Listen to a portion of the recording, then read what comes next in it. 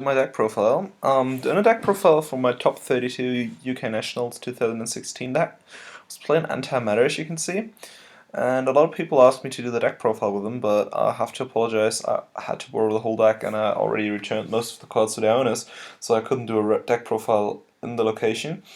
I'm sorry for that, but yeah, this way I can also show you my deck list, and I think I can say a few words about the card choices and why I play this deck. Basically, I've been very inactive, as you can also see on my channel, and this is my first event since December last year, I think. And I didn't really have a lot of time to prepare for the event, and I went there on short notice.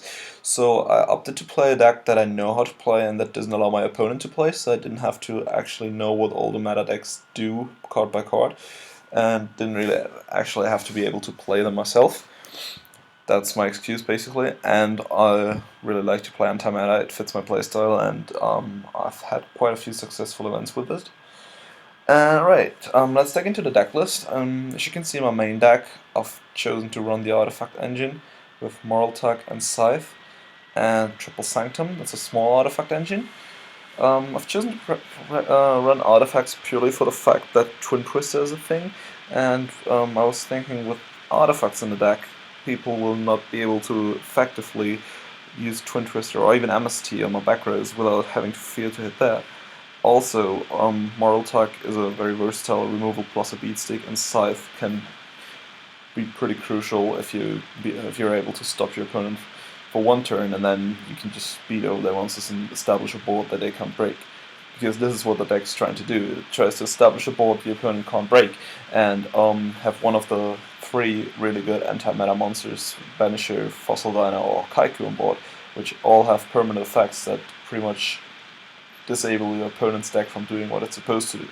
Like, while the Banishers face up, Burning Abyss, and all the Monarch spells, and like even Pendulum monsters don't do what they're supposed to do because they're banished instead of sent to the graveyard or to the extra deck. Fossilina obviously hinders my opponents from special summoning and doing all these crazy combos Pendulum decks can do at the moment.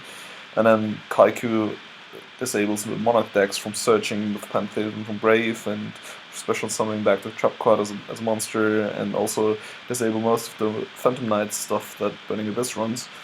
And they also came in pretty versatile against a lot of other decks that rely on call, like the Cosmo deck with Card of Demise and everything.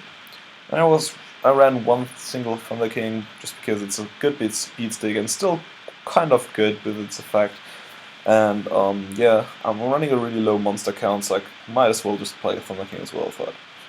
Then running triple Card of Demise. This card is actually amazing. It's like way too powerful, and it makes decks like this pretty viable because it fuels your hand. You don't run low on your resources if you have this, and in best case it's just a +2, and you set like 2 and summon a monster or something, and just straight up get a huge advantage out of it. And the drawback isn't actually that bad because I rarely ever special summon in my turn anyway for this deck. And then not being able to deal damage. This deck is very ignorant of the opponent's life points because as long as you have your board established, eventually you'll gain a big enough card advantage, or your opponent will accumulate enough dead cards that you actually lead the card advantage game by that much that you win no matter what, and then you can start beating them down. So unless you're going towards time, this deck really doesn't care too much about life points. I ran one Gold Sarcophagus because it combos up nicely with the Card of Demise. It is a card that doesn't stay on the field nor in your hand, so you can basically use it and then play Card of Demise or draw it by Card of Demise and avoid having to discard your cards you just gained. So basically it is an extra card that doesn't have to be set and doesn't have to be discarded from your hand with Card of Demise, and also it enables you to search crucial cards such as Regeki or maybe even the Mirror Force or Macrocosmos against certain matchups. Yeah, it just fit in well into the deck list, and with a slow meta like this, it's actually pretty useful. Okay, next up is Triple Duality, pretty staple in decks like this. Lets you choose whatever you need at the moment. The drawback is irrelevant because you don't special summon on your turn unless you XYZ summon, and I think I XYZ summoned twice in the whole tournament. Regeki, one of the best cards. It's so crucial at times, and yeah, it won me a couple games. It's actually pretty nice, especially when you like get to clear the board and then play a Fossil Diner or play a Banisher, then banish their whole board. It's pretty amazing. I ran Absurd because, as I say, this deck's pretty ignorant of the life points either one plays, so Absurd was fine, just pretty much playing 39 cards, getting to your key cards faster. That's okay. In general, I'm not a big fan of Absurd, but in this deck it's okay because you don't really care about your opponent's life points too much. Then we're in Triple Sanctum. Triple Sanctum, I explained that before, is basically bait for MSTs and Turn Twisters, and it's a versatile removal or impedes your opponent from special summoning from the extra deck for the turn if you get Scythe. And yeah, it's just a good card if you don't draw it in multiples and draw the artifacts as well. It ran Bottomless, Staplish. I ran 2 Chaos Trap Holes because a lot of the meta decks like Pepe and Monarchs and Cosmo have a lot of light and dark monsters, so it's another warning basically. Compulse, just another versatile removal. I ran 1 Drowning Mirror Force. The card is actually very, very good, but as you try to keep the monsters on the field in this deck, it's not that powerful because you can't use it while you have a monster, it's only for direct attacks. So I just opted to play 1 in case my opponent manages to clear my board and tries to push. You can penalize him with this. I ran Triple Normal Mirror Force. Triple Normal Mirror Force just because it's the best removal trap card when you try to keep your monsters on field. And it combos up with the Banishers, and basically it's been doing a great job. I love that Mirror Force. I've been loving Mirror Force ever since I first played it, I think. I've played it in a lot of my top cut decks, like in one-offs, and well, it fit in as a free-off in this one, so yeah, why not? Played Macrocosmos as well, because Macrocosmos basically does what Banisher does, but it's a little harder to remove, and it doesn't bother me at all, so might as well. Played Triple Sword of Phantom Knight Sword. Phantom Knight Sword is actually my current replacement for Safe Zone, because Phantom Knight Sword does a similar thing, plus it pushes my monster's ATK by 800, and it's very versatile. You can just equip it to protect your monster from a Raigeki or Dark Hole. You can flip it in damage step to push that monster's ATK. You can even use it on like a Kaiku to run over big defense monsters like Dante or the Monarch Trap. So that card's proven to be amazing. I really like it. Run Triple Sunstrike. Sunstrike is a very, very good trap card. It's 1500 life points. It's okay, it's not too expensive, and it has multi-purpose. You can negate a whole Pendulum Summon, you can negate whatever effect your opponent's using.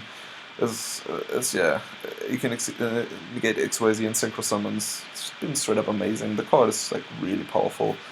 I was even thinking about running Divine Wrath in my anti-meta decks before this came out, and now I can play a card that does the same thing but doesn't cost me an extra card in hand, so this is a lot better and fulfills the purpose. And then Solemn Warning and 1 Starlight Road, mainly because of Twin Twister. And yeah, Starlight Road has been good. Starlight Road's actually a really strong card. If you pull it off, you most of the time win in the game. It's been dead from times, but then again, during the games where I had it and activated it, I probably would have lost without it, so it was well worth playing it as a one-off. Then for the side deck, I ran double Cyber Dragon, mainly for the Cosmo matchup, because you want to make Gumaritech Fortress Dragon with their ships. Double Outfit Eccentric, mainly for Royal Decree, because Royal Decree screws the stack up with 20 main deck drops. 1 Dark Hole. I probably want to add a second Dark Hole to my side, because Dark Hole and Raigeki have been proven to be such good cards, especially in this deck. Just to clear the board and then re-establish it if you don't start, for example, and if your opponent figures that they have to put out as much pressure on the board as they can, and if you manage to Dark Hole or Raigeki them and then establish the board after that, it's really good. Then Necro Valley is for obvious reasons. Your opponent can't banish from grave. That's good against Monarchs and against BA, and your opponent can't special summon from grave or back from grave. It's another good fact, and it's a spell, so it's not that viable to decree. Vulnerable, sorry. And yeah, I've not really drawn it too much, but when I drew it, it was just like a more win, because in that situation I already was up so far that I think it wasn't really relevant at any point.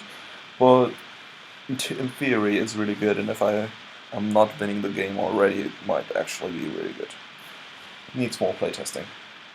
System Down has been amazing. That helped me a great deal to beat the 2 Clifford matchups I had during the tournament. and yeah, it's basically an extra Regeki that also banishes them so they can't get Pendulum summoned back, and it's also good against Cosmo.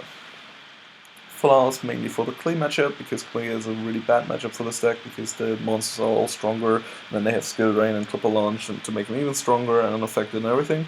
And I have a lot of bad cards in the main deck, so I wanted to side heavily for that matchup. And that paid off. Full House has actually been crucial in 2 games, I think. And Double Mask of Restrict for Monarchs, because they don't do a lot if they contribute summon, and that card has won me 1 game entirely on its own, and then has been really good in a couple other games against Monarchs, so yeah. 2 off is fine, I think with Card of Demise and Duality and everything, you get to it really fast. I might cut the Radiant Mirror Force for the Storming Mirror Force for a 3rd one, but I'm not sure about that. Storming Mirror Force has not been that good. I sided a couple times, purely because I had a lot of dead cards against the matchup. I played a ton of rogue decks, and I would have rather had a Drowning Mirror Force there, or against Monarchs another Mask Restrict. And I sided Emptiness. I've never ever drawn Emptiness this whole tournament, except for 1 game where I was so far behind that it didn't really matter anymore.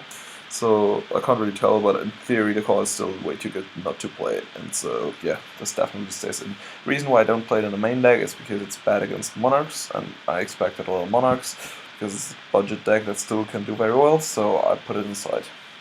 And then yeah, for extra deck was pretty irrelevant. I used the Chimeric Fortress String a couple times, some Starter String of Starlight Road, and then for XYZs I think I used Castell once and Zenmain's once. Zenmain's actually won me a crucial game against Clifford in time, because I managed to beat him for 1900 into the face with Thunder King, and then saw no other way to win except for like survive the timeout, because game 1 was so long, and then basically game 2 started in time, and I managed to survive with Zenmain's because it's 2100 defense and can save itself twice.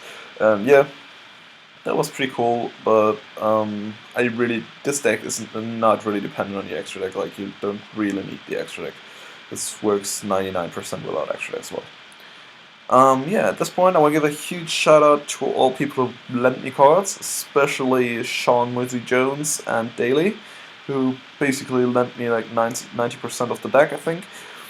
Thank you guys, you're amazing, and everybody else as well. And huge shout out to the British community, because this is my first event in the UK, like a UK national event I've been to in years after the UK Pros, and it was very enjoyable. The atmosphere was great. There was almost no rule sharking, and everybody was friendly. All my opponents were really, really nice, except for a few exceptions. And yeah, I really can't complain. It was really enjoyable to be back in the game after 7 months and have a nice, enjoyable event. Also, big shout out to everybody in the hotel and everybody who bailed on night out yesterday, because you're all fucking huge pussies. That had to be mentioned as well. And yeah, huge shout out to my team, United Gozos, and especially Carmelo Bugiglieri, who gave me the basic idea for this deck, and I think I copied his deck list from German Nationals 1-1, then started playtesting it on the end a little bit, and adjusted some cards to my gusto, and then ended up with this list. But yeah, the basic idea is his, so big shout out to you, Carmelo. And yeah, all in all, it feels really good to be back, and I'm actually really looking forward to European Championship in Berlin later in July, and maybe I'll be able to do a couple other events before that. Depends on how much time I get off and stuff like that. But yeah, expect to see more content from me in the future, and if you have any questions or any opinions or want to share or whatever, feel free to shoot me a message, a comment, or whatever you want. Right, I'm out. Cheers, guys.